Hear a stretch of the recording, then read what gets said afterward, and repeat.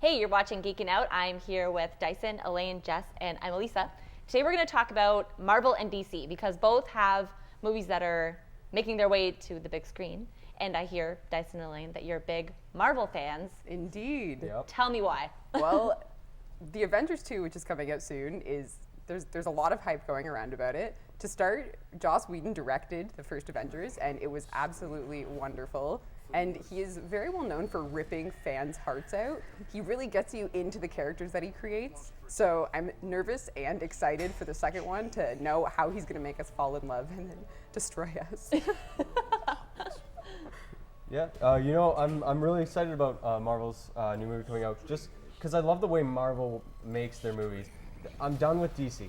I'm done with it. I can't deal with the reboots anymore. They're too gritty, and it's overplayed, and I need a break from it. I'm not saying they can't come back from that, but you can't keep coming year after year with another dark reboot. It's not a reboot anymore. I'm now aware that every time you produce a movie, something horrible happens to the guy, and then he's got to, work through his struggles and fight a supervillain. I get it, but I enjoy Marvel because it moves past that. It keeps the lightheartedness, the childlike wonder of a comic book in their movies, and that's important. And I love how they make jokes in it, and you laugh and you have a good time while you watch it. Avengers, when you had Hulk smash the puny god, just smacks him into the ground.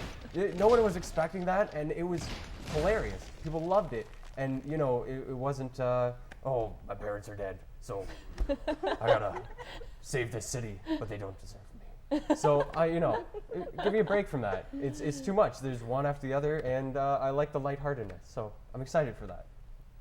So Jess, on our side of this roundtable discussion, we like DC. Why do you like DC more than Marvel? It's not that I like it more, it's just that I think that DC, Dyson is right, they've kind of screwed up a little bit because they're so dark and broody, but I think with all of these new movies coming out, they have a chance to kind of reinvent themselves, and I'm super excited and super hopeful. I'm cautiously hopeful about the Batman versus Superman flick. I think that it could be great. I'm super excited about Aquaman. It's been a long time since he's had his own kind of film.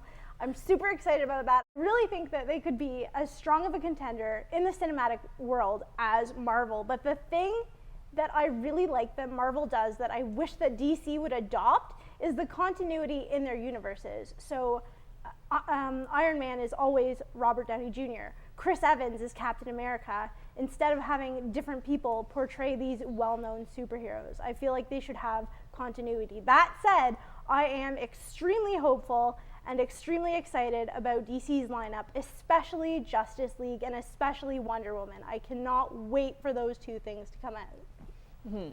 I agree with the hopeful excitedness about the Batman and Superman movie. I guess it's called Batman versus Superman. Man of Steel 2. Or Man of Steel 2, okay, and it's going to have Batman and Superman in it. But I like the idea of superhero movies being dark.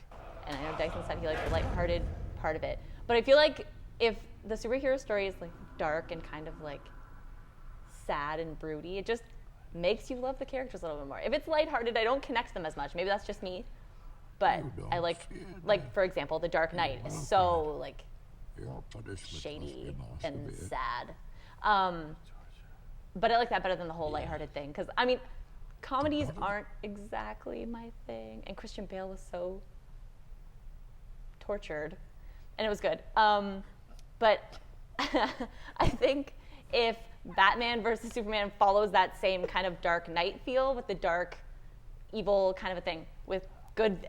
they have to have good villains, too. I feel like DC has really good villains, especially Batman villains. So if they make it... If they cross like a Dark Knight thing with the Man of Steel movie and kind of like blend those two feelings together, then it'll turn out great. But we'll see. Who knows? I do agree with your universe thing, how they don't make all the characters the same from one movie to another. That's weird because now there's Christian Bale as Batman and there's Ben Affleck as Batman. Who is Batman? I don't even know. I'm confused. So yeah, that's what I think. I think DC is in a good place with the whole dark thing. But I mean, who knows how it'll turn out? We can just wait for the movie. Speaking of continuity, Yes. what about the Arrow movie that's coming out? What do you guys think about them using different actors instead of Stephen Amell for Arrow? It's terrible. I hate it. It goes with your crossover thing, how things don't line up properly with the characters. But like it sucks because Arrow is so good on TV. Arrow is such a good popular superhero show, and now that the Flash is on, it's got the same it'll I'm sure build to the same popularity as Arrow is. So why wouldn't you use that to pump up your movie? Like the Justice League would be so great if eventually they'll build Batman or Ben Affleck as Batman, they'll build Henry Cavill as Superman, and then why not take these extremely popular TV characters and just mesh all that greatness together? I don't know why they wouldn't do that. Jess, what do you think? Oh, wrap it up? Okay. Just quickly, I think that Elisa is right, and I feel like the characters are already established. People love Stephen Amell as the Green Arrow. He is the Green Arrow. People, okay, they might not love Grant Gustin, but they're slowly warming up to him as the Flash. Ezra Miller as the Flash, Ezra Miller is a fantastic actor. He was great in Perks of Being a Wallflower, but he is not the Flash. He is dark, and he is broody, and he is not Barry Allen. I'm sorry. He's just not. A little too angsty for Barry Allen. A little bit.